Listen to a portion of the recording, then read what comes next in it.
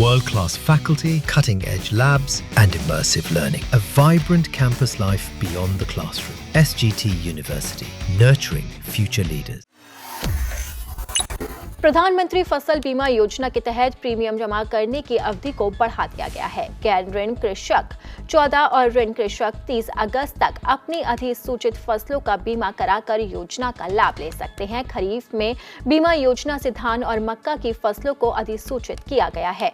जिले में 3 लाख किसानों ने 1,71,000 हेक्टेयर में धान और मक्का की बुआई की है। उप निदेशक कृषि ने किसानों से फसलों का बीमा कराने की अपील की है। बीमा कंपनी के जिला प्रबंधन विजय सिंह ने बताया है कि किसान खुद पंजीकरण कर सकते हैं। किसान हेल्पलाइन नंबर पर कॉल करने से पहले अपना आधार, कृषक आईडी, खेत और फसल से संबंधित सभी जानकारी एकत्रित कर ले और उसके बाद इस आगे ऑप्शन को क्लिक करें। किसानों को फसल बीमा कराने के लिए आवश्यक दस्तावेज के रूप में आधार कार्ड, खैतौनी, बैंक पासबुक और फसल का विवरण जमा कराना होगा। फसल बीमा बैंक, कॉमन सर्विस सेंटर या पोर्टल जैसे कि pmfby.government.in पर खुद से भी पंजीकरण किया जा सकता है। कृषि विभाग ने किसानों से अपील की है कि फसल बीमा की तिथि कृषकों के हित में बढ़ाई गई है।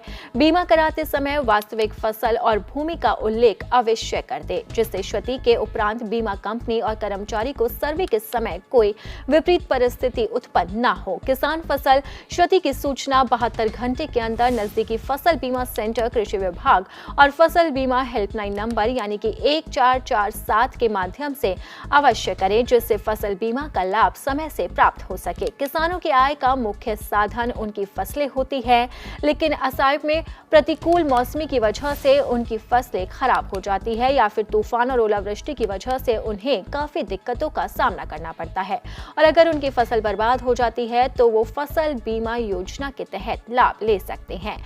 ये किसानों को फसल की क्षति से सुरक्षा प्रदान करती है।